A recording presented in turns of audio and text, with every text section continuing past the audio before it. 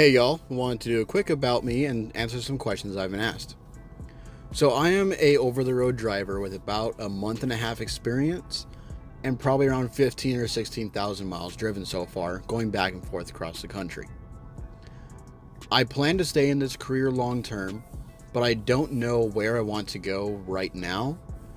I'm just figuring it out, then I'll decide. Moving to some of the questions. First off, what is the most stressful part about truck driving? For me, it's dealing with the other drivers on the road because they don't typically account for the space that you need, or they somehow just seem to not care. There are plenty of times already where I've been cut off by people trying to merge onto the highways, and I then have to either slam on my brakes or move off to another lane just to avoid them. Now, is truck driving a good career, and should I start my own company? Truck driving is a good career if it fits you. You have to be very independent, and you have to have a drive.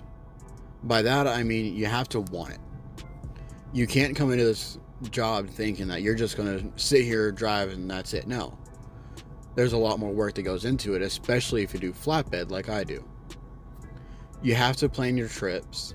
You have to talk to customers when possible.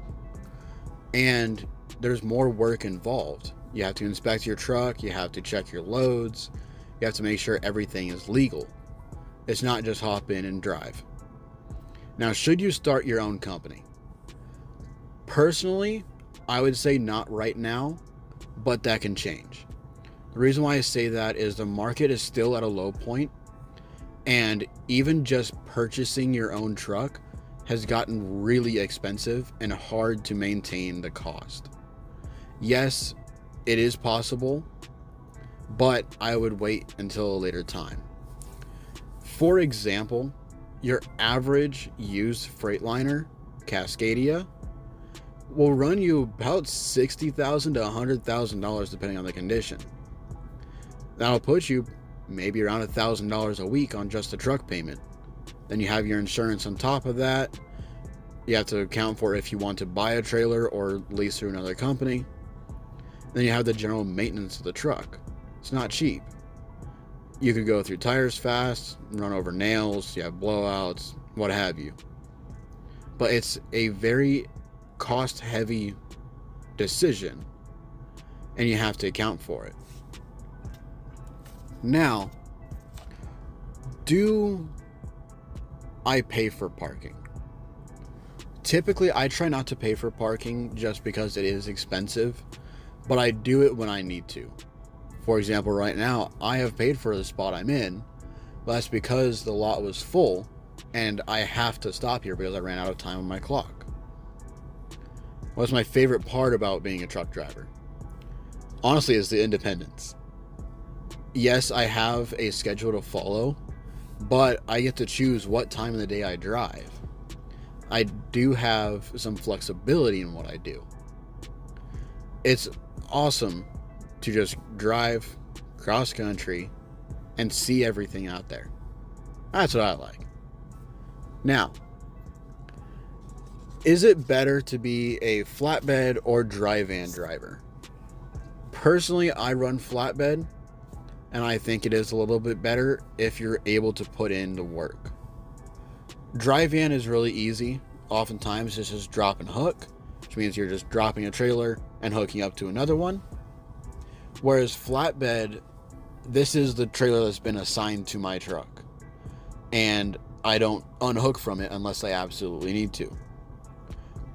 With that, I get loaded by the companies that I run for. So I have to take my straps, I have to throw them over the load, make sure they're all properly tightened down, and I have enough of them for the cargo I'm hauling. Dry van, like I said, it's easy. Flatbed is more labor intensive. It's really up to you. Personally, I think flatbed is a better option. One, because it is higher paying, but you're also able to get out and move around more instead of just sitting in the truck the whole time. What's the most bizarre behavior I've seen from another driver at a truck stop? I haven't been able to see a whole lot so far, but the craziest thing I've seen was another driver getting out of his truck completely drunk and then stumbling his way into the truck stop and tripping on the curb into the store. Yeah, it's not funny. It is to me, but it's not a funny thing. Now, you're not supposed to be drinking alcohol when you drive a semi, obviously. But even when you're inside your truck, you're supposed to refrain from drinking because you never know when you might have to drive.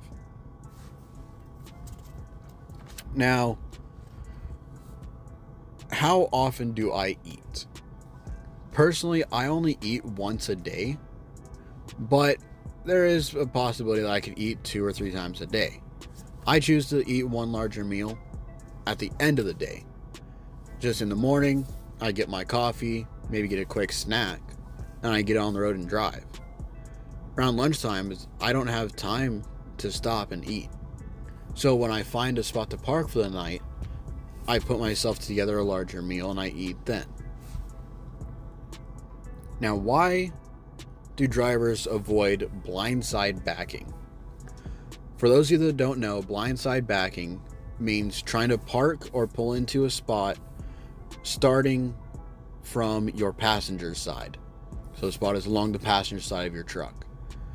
The reason why people avoid backing into those spots is in the name. It's your blind side. Trucks have a ton of blind spots on the passenger side, so it's hard to see where the trailer is going and what might be around you.